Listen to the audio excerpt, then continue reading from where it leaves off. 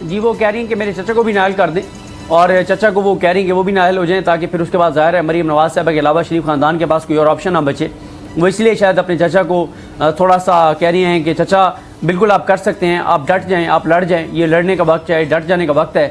تو لیکن میرا نہیں خیال کہ کوئی یہ جو امیدیں لگائے بیٹھے ہیں کہ اکتوبر میں سپٹمبر میں قاضی فیصل صاحب آئیں گے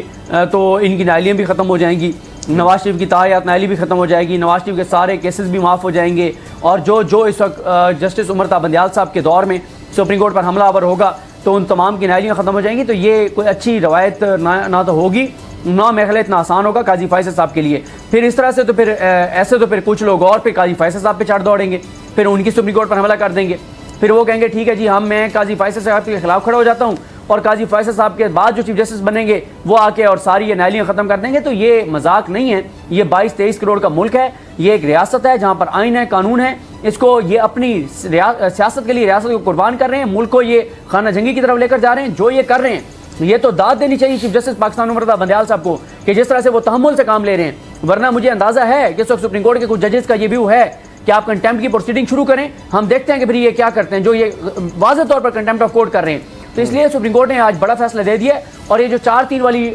بات تھی اس کو پیراگراف نمبر 9 میں ایڈریس کر دیا گیا ہے کہ ہمارے سامنے جو معاملہ ہے اس میں یہ دعویٰ کیا گیا کہ جناب یہ 4-3 کا فیصلہ تھا. تو سارا لکھنے کے بعد سپریم کورٹ نے واضح طور پر لکھا ہے کہ انتہائی احترام کے ساتھ اقلیتی فاضل ججز کی طرف سے جس پوزیشن کا دعویٰ کیا گیا ہے وہ درست نہیں ہے اور نہ ہی قابل عمل ہے. یعنی وہ جو منصور علی شاہ صاحب اور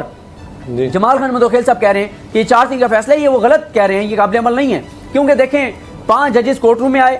5 ججز نے سماعت کی، 5 ججز نے بیٹھ کے فیصلہ سنایا. اور میں تو کئی پروگرامز میں یہ سوال اٹھا چکا ہوں کہ جب 5 ججز آ کر بیٹھے تھے ایک لمحے کے لیے بھی جسٹس منصور علی شاہ صاحب نے اور جسٹس جمال خان مندوخیل صاحب نے یہ نہیں کہا تھا کہ جناب ہم تو 7 ججز ہیں، ہم 5 کیسے آ گئے. کیونکہ منیب اختر صاحب نے ایک بات کی اور بڑی زبردست بات کی. منیب اختر صاحب نے کہا کہ اگر کوئی بھی کیس، اس کیس کو چھوڑ دیں، کوئی بھی کیس 5 ججز سن رہے ہیں، ایک جج بیمار ہو جاتا ہے، 4 کورٹ میں آ جاتے ہیں، یعنی یہ جانتے ہوئے بھی کہ ایک جج بیمار ہو گیا وہ نہیں آ سکتے. پہلی بات تو ہے کہ وہ چیمبر سے آئیں گے ہی نہیں، وہ آئیں گے ہی نہیں کورٹ میں بیٹھنے کے لیے. اگر وہ آ بھی جائیں گے تو کوئی بھی وکیل کھڑا ہو کر کہہ دے گا سر آپ تو سماعت ہی نہیں کر سکتے، آپ کا 5واں جج نہیں ہے ساتھ.